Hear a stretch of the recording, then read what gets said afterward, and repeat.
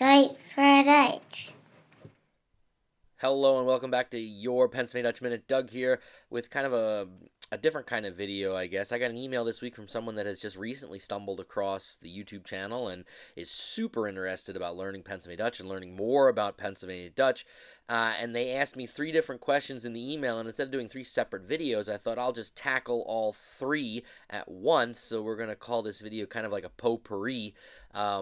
3 different questions, and we're just going to run right at them. And maybe some of these are questions that you've had too in the process of learning Pennsylvania Dutch. So here's the first question that they asked: are there any good books about the history of the Pennsylvania Dutch, the Pennsylvania Dutch experience, Pennsylvania Dutch culture, and the Pennsylvania Dutch language?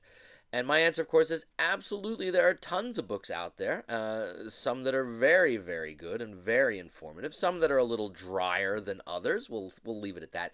But at any point in your journey of learning Pennsylvania Dutch or about the Pennsylvania Dutch, please visit my website, padutch101.com. And if you go to my website, there's a tab there entitled Links.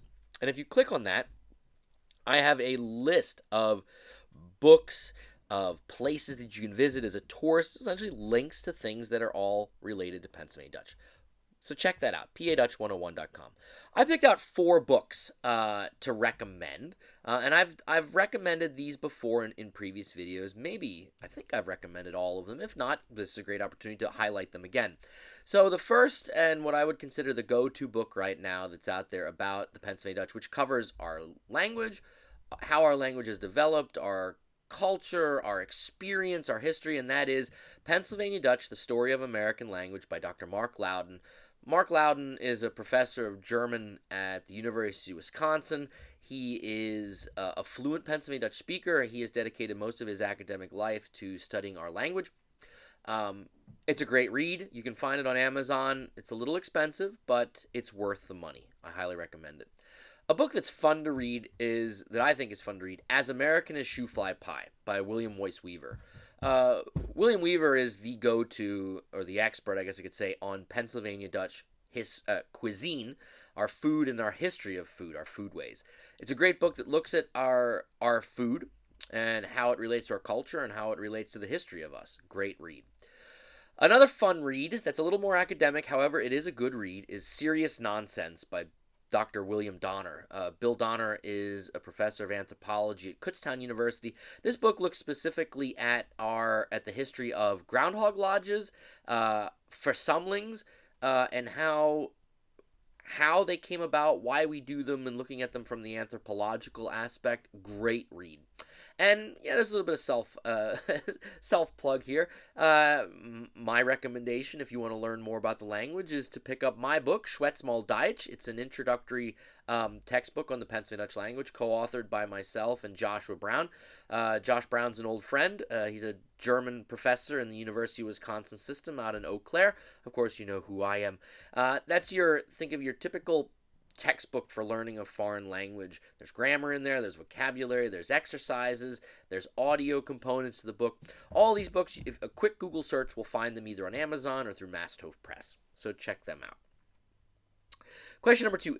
In terms of numbers and area, what was the largest extent of Pennsylvania Dutch in the past? It seems years ago I read a Wikipedia article suggesting that there were German language regiments in the Union Army from Pennsylvania and Wisconsin, if not other states. Was Pennsylvania Dutch spoken that far afield, or would the Wisconsinites have been speakers of High German or another dialect? So, yeah, we have to be careful here historically, and I've talked about this in the past. The Pennsylvania Dutch language realm or territory does spread pretty far.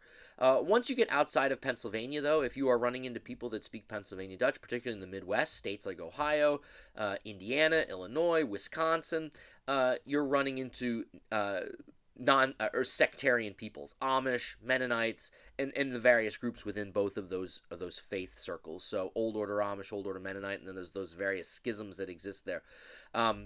If you look at the history, of course, the Amish and the Mennonites would not have been fighting as pacifists in the Civil War. There were German language regiments in Pennsylvania. A lot of them were Pennsylvania Dutch-speaking regiments.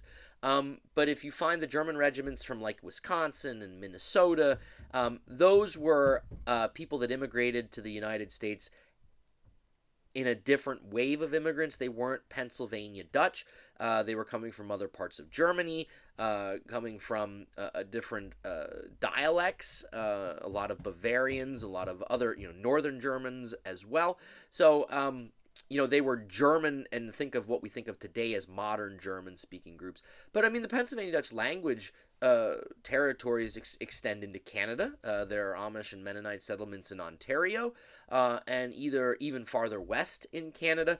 So, the realm is big. But if you're running into people that speak Pennsylvania Dutch outside of Pennsylvania, most likely you are running into a sectarian person, so a Mennonite or an Amish, unless they are someone that grew up in Pennsylvania Dutch country, quote unquote, and moved away.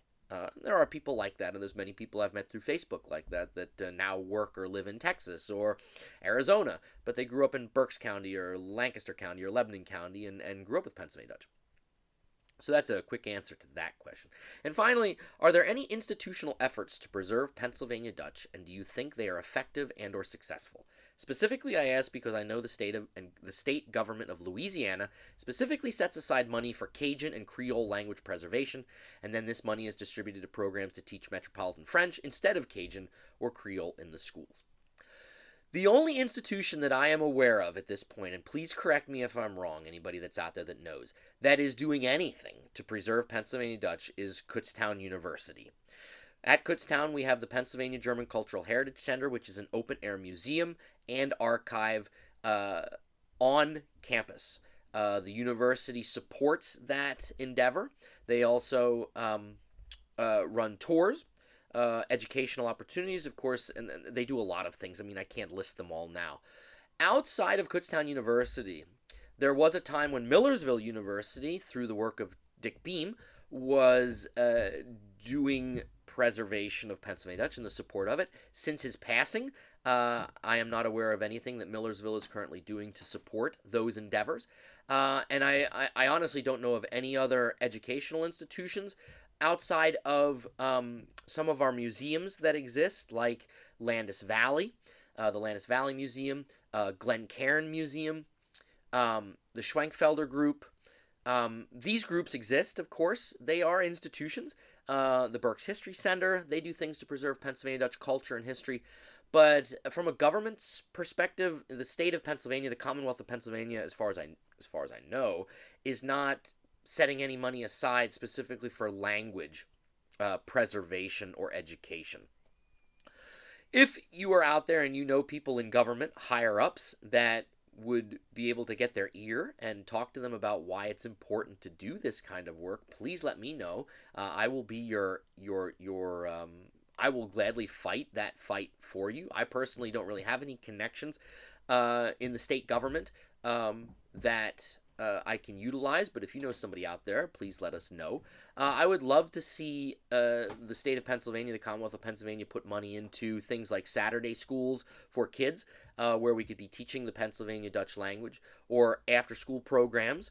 The biggest problem that we face is even if the state of Pennsylvania tomorrow said we're going to throw $1 million at this, the toughest part would be finding people that would be able to do it. I think you would find people interested in utilizing it, but finding people that would be willing to or able to run a Saturday school. Running these things, it's not always just about the money. It's also about having the manpower. And outside of a very small handful of people that I know of that are young enough that would have the abilities to run things like this, there's not a lot of us out there. And to be honest, someone like myself that has a young family with young kids, time is an important asset that I can sit here and do these videos, and it's a lot easier for me to run down to my basement after dinner and shoot a 5-minute video, spend 10 minutes editing it, something like that, and then putting it out on the internet. It'd be another thing if I had to give up 2 or 3 nights a week to teach a course, and particularly where I live right now in central Pennsylvania, it would be different if I lived back home in Berks County. I would be teaching an adult course or an evening course on the dialect.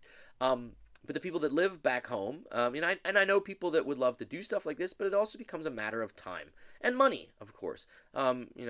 We all love Pennsylvania Dutch, and we would do anything to preserve it, and a lot of us work hard. But in the end, it also, we have to. as a musician, I love to play music, but I'm not out there saying I'll gladly come play your wedding for nothing. Our time is worth something, and our effort is worth something. And this isn't a plug to get money from you people, not by any stretch of the imagination. But I think for the government to justify it, we have to have people that be willing and able to do it. And maybe there are people out there, do a little work. But I don't have people knocking down my door either, trying to get into an adult class or offering, a Saturday school for their kids. If you're out there, let your voice be heard. Contact your local representative in Harrisburg and say, we would like the state to do more with our tax money to preserve Pennsylvania Dutch. Or support the institutions that are already out there doing things, like Kutztown University, like the Schwenkenfelders, like the many other groups that I've mentioned, the Landis Valley, the Lancaster Mennonite Historical Society, other small historical societies that do things for Pennsylvania Dutch language preservation, culture preservation. Those are what we can do as people. I'll keep shooting these videos and bring them at you. But we all need to work together in order to preserve this beautiful heritage and culture and language that we have. And I think just showing interest and being involved is big. Kutztown University, every year they have their Easter on the farm and their Christmas on the farm. They're free events. You don't have to pay to get in.